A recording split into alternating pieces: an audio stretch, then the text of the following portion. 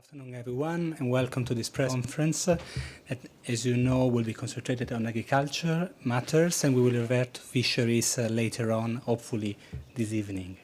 Let me introduce on stage Minister Maurizio Martina, Minister of Agriculture of Italy, who presided the Council today, and with us on stage, Commissioner Phil Hogan. Without further ado, I will leave the floor to the Minister for his remarks. Grazie, intanto colgo ancora l'occasione per salutare il commissario Hogan al suo primo consiglio e per augurare a lui e a tutto il suo staff buon lavoro per i prossimi impegni, i prossimi anni e per il lavoro che già dobbiamo condurre insieme. Dunque, la giornata di oggi fino a qui, devo dire, è stata una giornata proficua e molto utile per il Consiglio tutto. Anticipo che il punto pesca fondamentale di oggi lo stiamo ancora trattando e riprenderemo i lavori alle ore 18. Fino a qui abbiamo lavorato molto su alcuni punti agricoltura, direi il principale dei quali era ed è quello relativo alla proposta della Commissione europea di modificare, come sapete, il budget 2015 attraverso una riduzione del Fondo Europeo Agricolo di Garanzia, il FEAG. La discussione che abbiamo avuto in seno al Consiglio ha permesso alla Presidenza italiana di definire una posizione forte, unitaria, da parte di tutto il Consiglio dei Ministri dell'Agricoltura.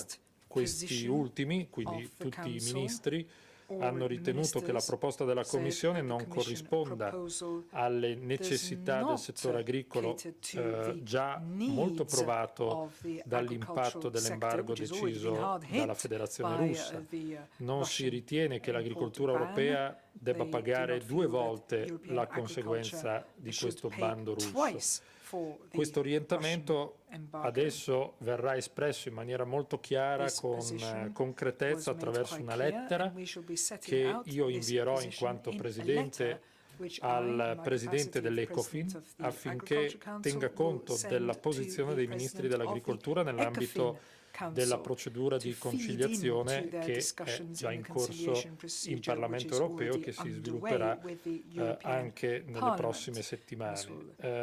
Abbiamo poi presentato un documento della Presidenza per rafforzare le politiche in favore dei giovani agricoltori. Sapete che questo per noi è un tema molto importante, lo abbiamo messo al centro del lavoro della nostra Presidenza. Abbiamo presentato un documento che prova a sviluppare tre possibili piste di lavoro. Una prima pista di lavoro che riguarda e può riguardare interventi di sostegno della BEI, la Banca Europea degli Investimenti, un secondo fronte ovviamente dedicato alla terra e quindi all'accesso alla terra, un terzo fronte dedicato all'istituzione di un vero e proprio Erasmus per i giovani agricoltori europei per rafforzare le azioni di condivisione, di formazione e di interscambio. Su questo documento abbiamo registrato in Consiglio una prima positiva accoglienza da parte di diverse delegazioni.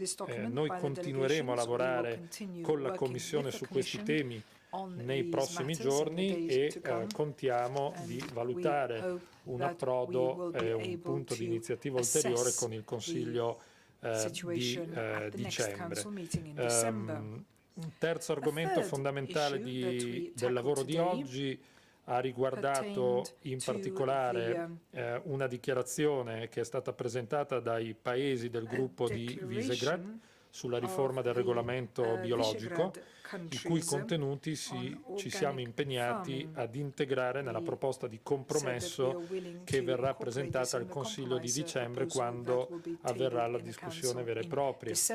Un quarto elemento di cui devo rendere conto è che ci sono stati ovviamente diversi punti varie un documento sulle misure per eradicare la diabrotica del mais presentato da Austria e Ungheria, un'informativa slovena sulla conferenza svoltasi ad agosto in Slovenia, un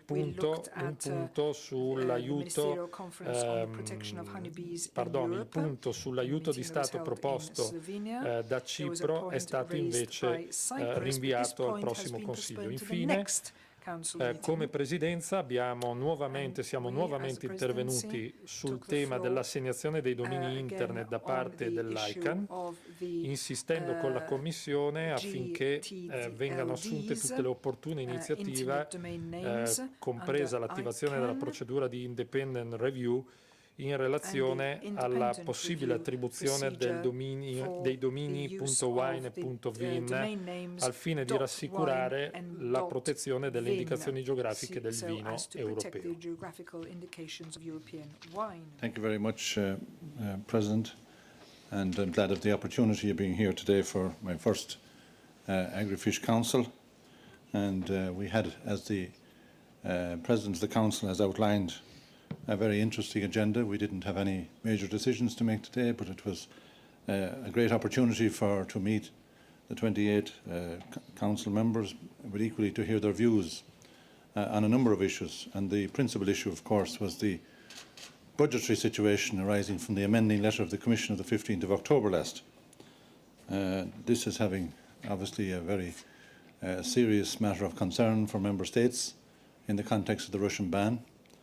It also very strong feelings from the Council members about using the crisis reserve, which is effectively reducing the direct payments to farmers in 2015, in addition to the reduction of the price paid for their product in the same year, is not acceptable to them. So I noted their concerns, and I will bring those matters to the attention of the College of Commissioners at our weekly meeting on Wednesday. Finance is critical to a number of the issues that have been raised in terms of compensation from countries, particularly on the new member states and Mediterranean countries, were very much highlighted in relation to the reduction in exports and the reduction in price for their product. And we are certainly not in a good position to respond in the way that member states would like us to respond because of the budgetary changes on the 15th of October. I'm also, in relation to organics, I am anxious to proceed with the Commission proposals, but I am open to change some of those proposals during the course of the negotiations.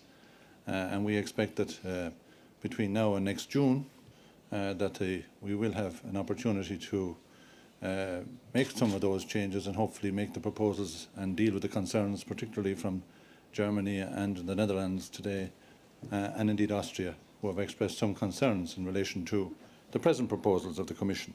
But I'm not withdrawing the proposal. I'm proceeding with that proposal to see how we can advance it with some of the changes that we can make to make it more palatable to the various member states that have expressed some concerns.